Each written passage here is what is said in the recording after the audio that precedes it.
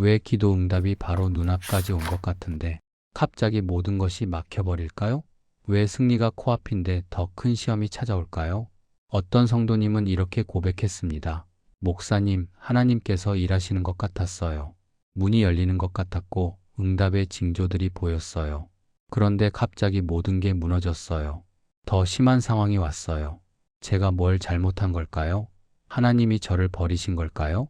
많은 신앙인들이 이 지점에서 무너집니다. 돌파구 바로 직전, 응답 바로 전에 찾아오는 가장 깊은 어둠의 시간. 이 시간을 견디지 못하고 포기하는 이들이 너무나 많습니다. 기도하다 지쳐서 그만두고 믿음을 지키다 상처받아서 등을 돌리고 끝까지 붙들고 있던 말씀을 내려놓는 순간이 있습니다. 그런데 성경을 보면 이것이 단순한 우연이 아니라는 것을 알게 됩니다. 큰 전환이 오기 직전에는 반드시 거쳐야 할 영적 단계가 있습니다. 하나님의 사람들은 모두 이 과정을 통과했습니다. 요셉도, 다윗도, 욥도, 심지어 예수님의 제자들도 이 시간을 거쳤습니다. 오늘 우리는 이 시간이 무엇인지, 왜 필요한지, 그리고 어떻게 이겨낼 수 있는지 함께 나누고자 합니다. 여러분이 지금 가장 어두운 터널을 지나고 있다면 혹시 그것이 가장 큰 빛을 만나기 직전의 순간은 아닌지 함께 살펴보겠습니다. 성경은 이 시간에 대해 분명하게 말씀하고 있습니다. 야고보서 1장 2절에서 4절 말씀입니다. 내 형제들아 너희가 여러 가지 시험을 당하거든 온전히 기쁨으로 여기라. 이는 너희 믿음의 시련이 인내를 만들어내는 줄 너희가 알미라. 인내를 온전히 이루라. 이는 너희로 온전하고 구비하여 조금도 부족함이 없게 하려 함이라. 이 말씀은 단순히 시험을 견디라는 것이 아닙니다. 시험을 기쁨으로 여기라고 말씀하십니다. 왜일까요? 그것이 믿음의 시련이기 때문입니다. 시련은 연단을 의미합니다. 금이 불을 통과해야 순수해지듯이 우리의 믿음도 시험을 통과해야 진짜가 됩니다. 또한 고린도전서 10장 13절에서 이렇게 약속하십니다. 사람이 감당할 시험 밖에는 너희가 당한 것이 없나니 오직 하나님은 미쁘사 너희가 감당하지 못할 시험 당함을 허락하지 아니하시고 시험 당할 즈음에 또한 피할 길을 내사 너희로 능히 감당하게 하시느니라. 하나님은 우리가 감당할 수 없는 시험은 허락하지 않으신다고 분명히 말씀하십니다. 그리고 반드시 피할 길을, 이겨낼 길을 함께 주신다고 약속하십니다. 히브리서 12장 1절과 2절 말씀도 이 진리를 확증합니다. 이러므로 우리에게 구름같이 둘러싼 허다한 증인들이 있으니 모든 무거운 것과 얽매이기 쉬운 죄를 벗어버리고 인내로써 우리 앞에 당한 경주를 하며 믿음의 주요 또 온전하게 하시는 이인 예수를 바라보자. 이 말씀들 속에 오늘의 해답이 담겨 있습니다. 우리가 지금 겪고 있는 이 시간은 끝이 아니라 과정입니다. 포기할 때가 아니라 인내로 달려가야 할 때입니다. 그리고 우리 앞에는 이미 이 길을 가신 예수님이 계십니다. 여기서 우리가 반드시 이해해야 할 영적 원리가 있습니다. 첫째, 시험은 무작위로 오는 것이 아니라 시기가 있다는 것입니다. 시험 당할 즈음에라는 표현을 주목하십시오. 하나님은 우리의 영적 성장 단계를 아시고 다음 단계로 올라가기 위해 필요한 시험을 허락하십니다. 마치 학생이 다음 학년으로 진급하기 위해 시험을 치르듯이 말입니다. 둘째, 시험의 목적은 파괴가 아니라 완성입니다. 온전하고 구비하여 조금도 부족함이 없게 하려 함이라는 말씀처럼 하나님의 의도는 우리를 무너뜨리는 것이 아니라 세우는 것입니다. 건물을 지을 때 기초가 깊고 튼튼해야 높은 건물을 올릴 수 있듯이 하나님은 우리에게 더 큰 것을 주시기 전에 먼저 깊은 기초를 놓으십니다. 셋째, 인내는 단순히 견디는 것이 아니라 적극적인 믿음의 행위입니다. 성경에서 말하는 인내는 수동적으로 시간이 지나기를 기다리는 것이 아닙니다. 믿음을 붙들고 말씀을 선포하고 기도를 멈추지 않으며 하나님의 약속을 신뢰하는 능동적인 행위입니다. 가장 어두울 때가 새벽이 가장 가까운 때입니다. 농부가 추수 직전에 밭을 포기하지 않듯이 우리도 응답 직전에 기도를 놓아서는 안 됩니다. 사탄은 이것을 압니다. 그래서 가장 강력한 공격을 돌파구 바로 직전에 가해옵니다.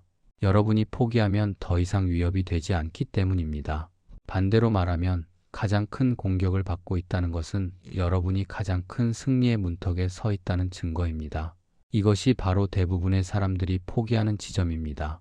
응답이 보이지 않아서가 아니라 응답 직전의 마지막 시험을 견디지 못해서 무너집니다. 끝까지 달려가면 받을 상을 코앞에 두고 멈춰 서는 것입니다. 한 집사님의 이야기를 나누고자 합니다.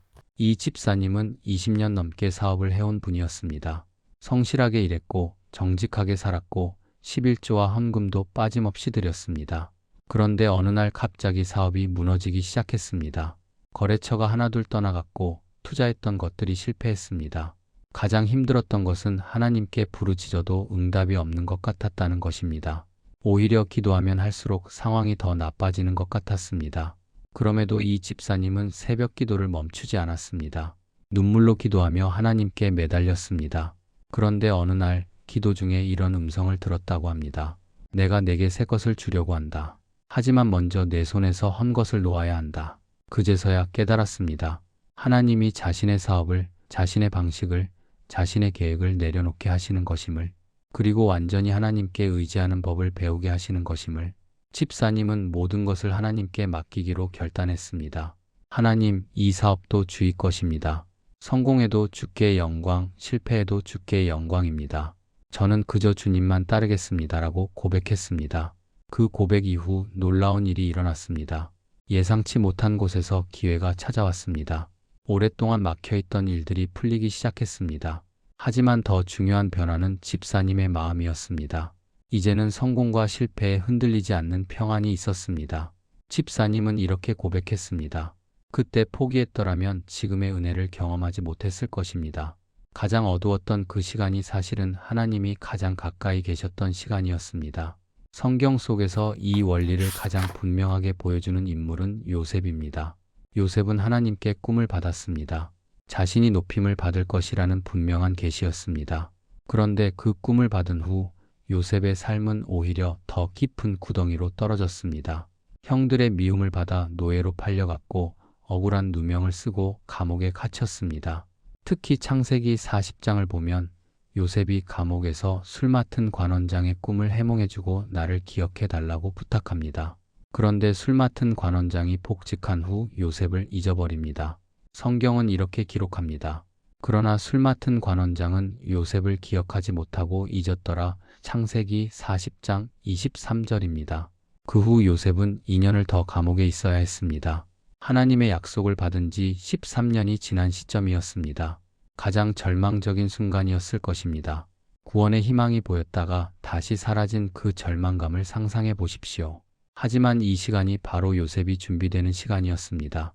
노예 생활과 감옥 생활을 통해 요셉은 애굽의 언어와 문화를 배웠고 겸손과 인내를 배웠고 하나님만 의지하는 법을 배웠습니다. 그리고 마침내 때가 되었을 때 하루아침에 총리가 됩니다. 창세기 41장을 보면 아침에 죄수였던 요셉이 저녁에는 애굽의 총리가 되어 바로의 인장 반지를 받습니다. 여기서 우리가 주목해야 할 것이 있습니다. 하나님은 요셉을 13년 동안 준비시키셨지만 승리는 단 하루 만에 일어났다는 것입니다. 오랜 기다림 끝에 오는 하나님의 응답은 그렇게 빠르고 완전합니다. 요셉이 만약 11년째에 포기했다면 어떻게 되었을까요? 12년째의 믿음을 버렸다면? 그는 하나님의 계획을 바로 앞에 두고 놓쳤을 것입니다. 다윗도 마찬가지였습니다. 사무엘에게 기름 부음 받은 후 실제로 왕이 되기까지 15년 이상이 걸렸습니다. 그 사이 사울에게 쫓겨 광야에서 도망 다녔고 죽을 위기를 여러 번 겪었습니다. 하지만 그 시간이 다윗을 진정한 왕으로 준비시킨 시간이었습니다. 그렇다면 우리는 이 시간을 어떻게 견뎌내야 할까요? 구체적으로 실천할 수 있는 방법을 나누고자 합니다. 가장 먼저 해야 할 것은 매일 아침 하나님의 약속을 선포하는 것입니다. 고린도전서 10장 13절 말씀을 기억하십시오. 하나님은 미쁘사 너희가 감당하지 못할 시험 당함을 허락하지 아니하시고 시험 당할 즈음에 또한 피할 길을 내사 너희로 능히 감당하게 하시느니라. 이 말씀을 큰 소리로 선포하십시오. 하나님은 신실하십니다. 나는 이것을 감당할 수 있습니다. 하나님이 함께 하십니다. 그 다음으로 중요한 것은 감사의 제목을 찾는 것입니다. 데살로니가전서 5장 18절은 말씀합니다.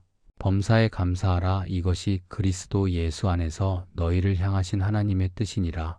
아무리 어려운 상황에서도 감사할 제목은 있습니다. 숨 쉬는 것, 오늘 하루를 살아있는 것, 하나님을 알고 있다는 것만으로도 감사할 수 있습니다. 21일 동안 매일 밤 하루를 돌아보며 감사 3가지를 기록하십시오. 처음에는 억지로 찾는 것 같아도 점점 감사의 눈이 열리게 될 것입니다. 세 번째는 말씀 묵상의 시간을 지키는 것입니다. 시편 119편 105절에서 말씀하시기를 주의 말씀은 내 발의 등이요 내 길의 빛이니이다라고 했습니다. 어두운 터널을 지날 때 우리에게 필요한 것은 빛입니다. 그 빛이 바로 하나님의 말씀입니다. 매일 같은 시간, 같은 장소에서 말씀을 읽고 묵상하십시오. 하루 한 장이라도 좋습니다. 네 번째는 중보기도 공동체를 만드는 것입니다. 혼자 싸우려고 하지 마십시오. 히브리서 10장 25절은 모이기를 패하는 어떤 사람들의 습관과 같이 하지 말고 오직 권하여 그날이 가까움을 볼수록 더욱 그리하자고 말씀합니다. 믿음의 형제 자매와 함께 기도하고 서로를 격려하고 함께 말씀을 나누십시오. 마지막으로 과거 하나님이 행하신 일들을 기록하고 기억하십시오. 이스라엘 백성들이 요단강을 건널 때 돌을 쌓아 기념비를 세운 것처럼 여러분의 삶에서 하나님이 행하신 일들을 기록하십시오. 믿음이 흔들릴 때 그것을 다시 읽으며 하나님의 신실하심을 기억하십시오. 사랑하는 여러분, 지금 이 영상을 보고 계신다는 것 자체가 우연이 아닙니다. 혹시 여러분은 지금 가장 어두운 터널을 지나고 있지는 않습니까? 포기하고 싶은 마음이 들지는 않습니까? 하나님께서 이 말씀을 통해 여러분에게 말씀하고 계십니다. 조금만 더 견뎌라. 돌파구가 바로 앞에 있다. 이 메시지가 여러분의 마음에 위로가 되었다면 좋아요 버튼을 눌러주시기 바랍니다. 여러분의 좋아요 하나하나가 아멘의 고백이 되고 이 말씀을 더 많은 이들에게 전하는 통로가 됩니다.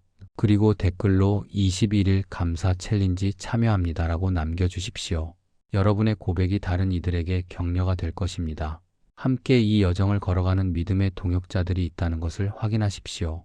혹시 주변에 지금 힘든 시간을 보내고 있는 분이 계신다면 이 영상을 공유해 주십시오. 여러분의 작은 나눔이 누군가에게는 생명의 말씀이 될 수 있습니다. 알람 설정도 잊지 마십시오. 매주 하나님의 말씀으로 여러분을 격려하고 세워드리는 콘텐츠를 준비하고 있습니다. 사랑하는 성도 여러분, 기억하십시오. 가장 어두울 때가 새벽이 가장 가까운 때입니다. 가장 힘들 때가 돌파구가 가장 가까운 때입니다. 지금 포기하지 마십시오. 조금만 더 견디십시오. 하나님은 신실하십니다. 여러분이 지금 겪고 있는 이 시간은 끝이 아니라 시작입니다. 파괴가 아니라 준비의 시간입니다. 하나님은 여러분을 온전하고 구비하게 하시기 위해 이 과정을 허락하셨습니다. 요셉도 다윗도 욥도 이 길을 걸었습니다. 그리고 그들 모두 끝까지 견딘 후에 하나님의 영광을 경험했습니다. 여러분도 반드시 그렇게 될 것입니다. 하나님 아버지, 지금 이 시간 가장 어두운 터널을 지나고 있는 모든 성도들을 불쌍히 여겨주십시오. 포기하고 싶은 마음, 낙심하고 좌절하는 마음을 주께 내려놓습니다. 주님, 우리의 연약함을 아십니다. 얼마나 힘들고 지쳤는지 아십니다. 하지만 주님은 또한 우리의 미래도 아십니다. 이 시험을 통과한 후에 우리에게 주실 은혜와 축복을 이미 예비해 두셨습니다. 주님, 우리에게 인내의 은혜를 주십시오. 끝까지 믿음을 지킬 수 있는 힘을 주십시오. 말씀을 붙들고 기도를 멈추지 않으며 주님만 바라보며 나아갈 수 있게 도와주십시오. 이 시험이 우리를 무너뜨리는 것이 아니라 세우는 과정임을 믿습니다. 연단을 통해 더욱 순수한 믿음으로 빚어지게 하시고 주님의 영광을 온전히 드러내는 그릇으로 만들어 주십시오. 예수님의 이름으로 기도드립니다. 아멘. 하나님의 은혜와 평강이 여러분과 함께 하시기를 축복합니다. 여러분의 가정에 하나님의 평안이 가득하기를 축복합니다. 여러분의 사업과 일터에 하나님의 지혜와 능력이 함께 하시기를 축복합니다. 그리고 무엇보다 이 어두운 터널을 지나는 여러분에게 하나님의 빛이 비추시기를 축복합니다. 조금만 더 견디십시오. 승리는 바로 앞에 있습니다. 하나님의 사랑이 여러분과 함께 하시기를 축복합니다. 아멘.